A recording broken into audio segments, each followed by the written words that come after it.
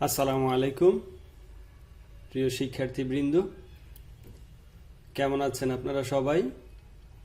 আশা করি সবাই ভালো আছেন এবং সুস্থ আছেন। আপনাদেরকে আবারও শুভেচ্ছা ও অভিনন্দন জানাচ্ছি আমাদের আজকের এই সিসিআর মডেল কলেজ অনলাইন ক্লাসে। প্রিয় শিক্ষার্থীবৃন্দ, আজকে আমরা আমাদের আইসিটি বিষয়ের পঞ্চম অধ্যায়ের ষষ্ঠ ক্লাসটি শুরু করতে যাচ্ছি। আজকের এই ক্লাসে আমরা তিনটি সংখ্যার গড় নির্ণয়ের অ্যালগোরিদম, ফ্লোচার্ট এবং সি প্রোগ্রাম দেখব। গত টিউটোরিয়ালে আমরা দেখেছিলাম কিভাবে তিনটি সংখ্যার যোগফল নির্ণয় করতে হয়। আজকে আমরা দেখব তিনটি সংখ্যার গড় নির্ণয়। এখানে আমি এ এফ সি প্রোগ্রাম লিখেছি। এতে হচ্ছে অ্যালগোরিদম, এফ এ ফ্লোচার্ট এবং সিতে সি প্রোগ্রাম। প্রিয় শিক্ষার্থীবৃন্দ, প্রথমে আমরা অ্যালগোরিদমটি তৈরি করব। আপনারা ইতিমধ্যে জেনেছেন যে অ্যালগোরিদম তৈরি করার জন্য প্রথমে আমাদের যে কাজটি করতে হয় সেটি হচ্ছে যে শুরু করতে হয়। স্টেপ 1-এ আমাদেরকে কাজটি শুরু করতে হবে। তারপর হচ্ছে স্টেপ 2, আর এই স্টেপ 2-তে আমরা ইনপুট নেব।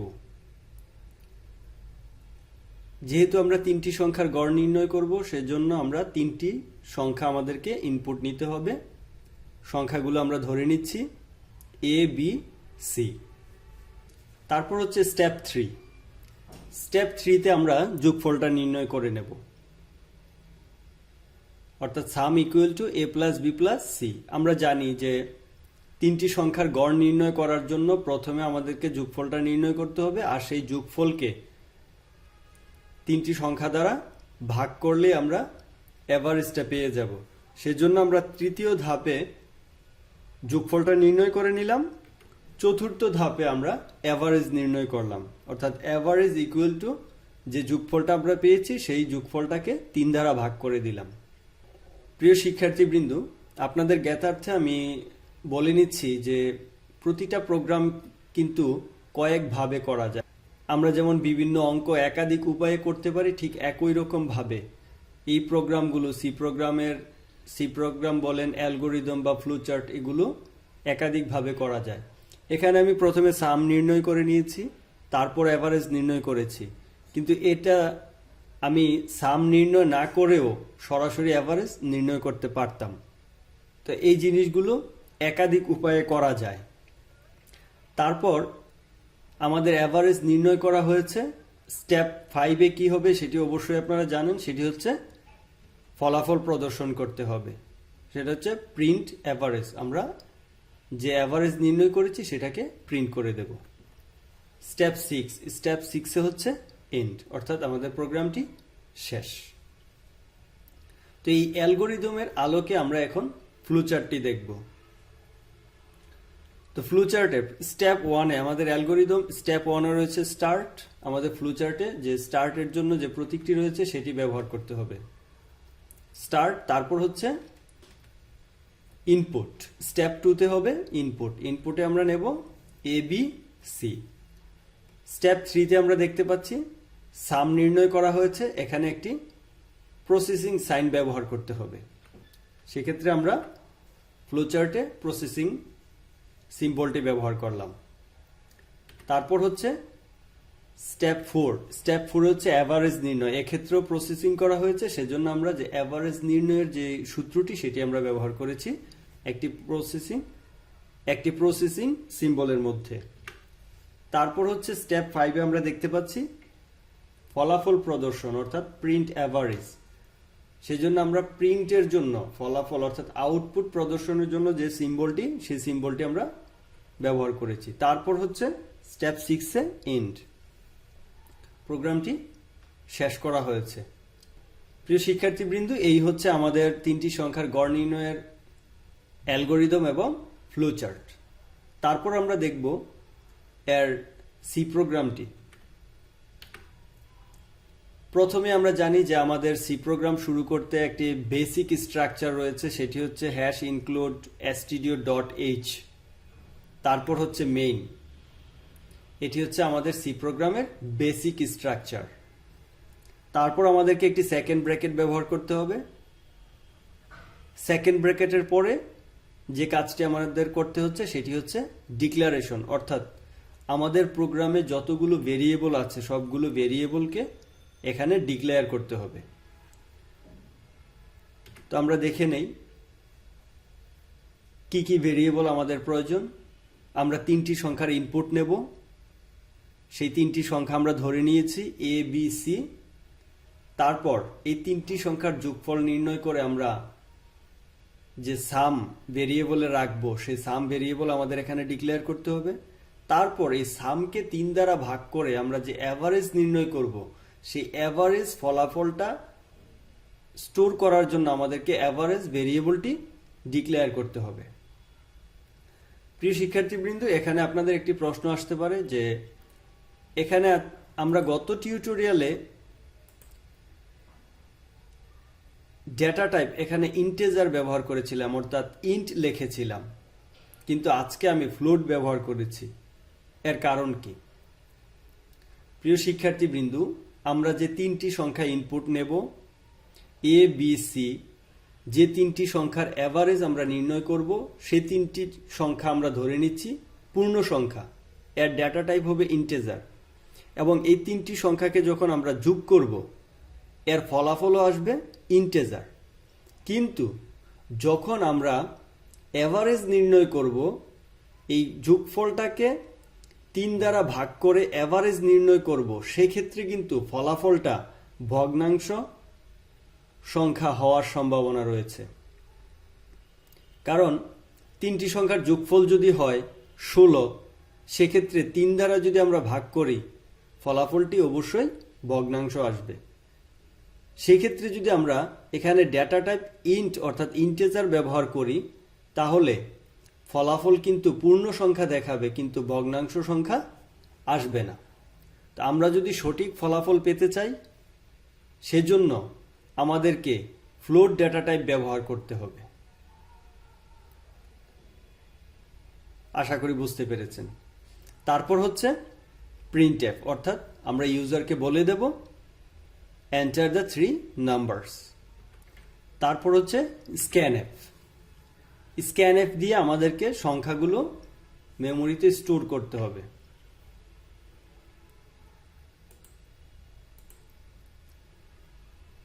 তো স্ক্যানএফ এর মধ্যে ডাবল কোটেশন, এখানে প্রিয় শিক্ষার্থীবৃন্দ এই যে %f এগুলো ডাবল কোটেশনের মধ্যে হবে, এখানে ডাবল কোটেশনটা পড়েনি।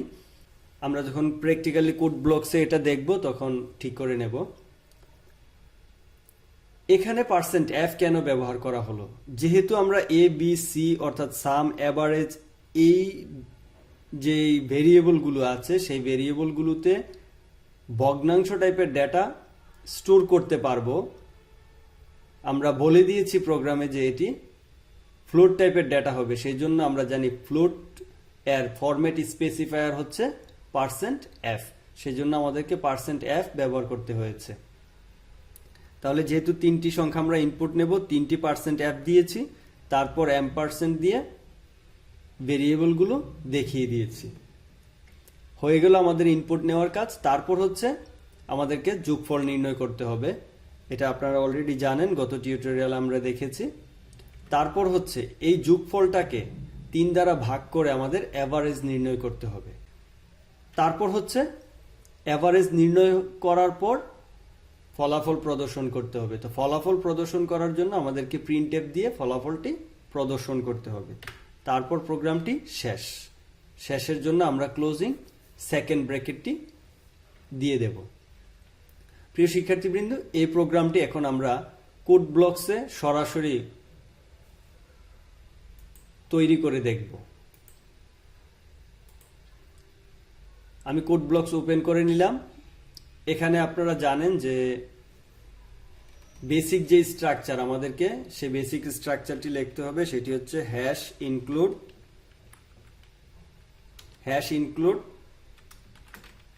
stdio.h, তারপর লিখতে হবে মেইন,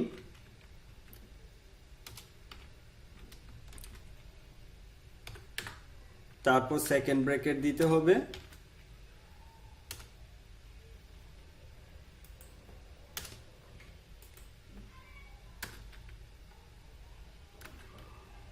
সেকেন্ড ব্র্যাকেট দেওয়ার পর আমাদেরকে ডিক্লারেশন পার্টের কাজ করতে হবে। সেটি হচ্ছে যে আমরা দেখেছিলাম যে তিনটি সংখ্যার গড় নির্ণয়ে আমরা যে ডেটা টাইপ ব্যবহার করেছি সেটি হচ্ছে ফ্লোট। তো ফ্লোট ডেটা টাইপ লিখে নিলাম। এখানে আমাদের ভেরিয়েবল ছিল এ, বি, তারপর সি, সাম এবং এভারেজ এভিজি, সেমিকোলন।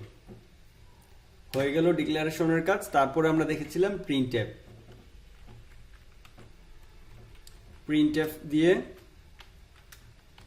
আমরা ইউজারকে বলে দেব তিনটি নাম্বার ইনপুট দেওয়ার জন্য, এন্টার 3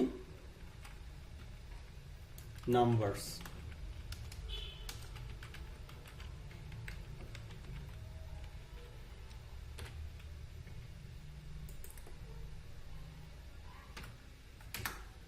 তারপর আমাদেরকে ইনপুট নেওয়ার জন্য স্ক্যানএফ ব্যবহার করতে হবে। ডাবল কোটেশনে আমরা যেহেতু তিনটি সংখ্যা ইনপুট নেব, এই তিনটি সংখ্যার ডেটা টাইপ হচ্ছে ফ্লোট, সেজন্য আমরা লিখব %f %f %f।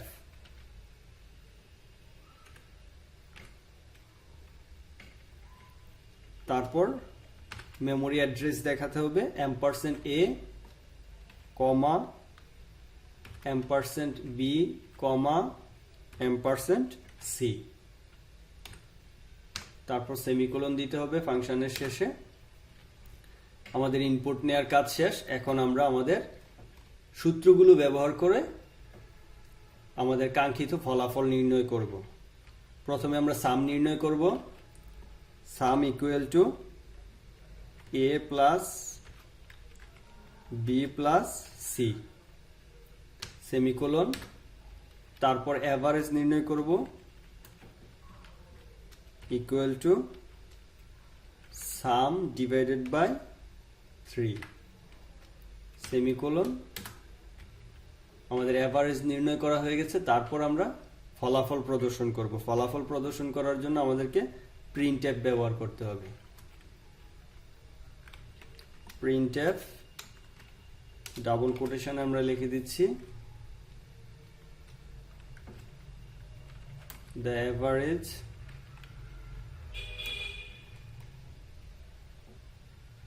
is equal to, এখানে আমরা যে ফরম্যাট স্পেসিফায়ার ব্যবহার করব, অর্থাৎ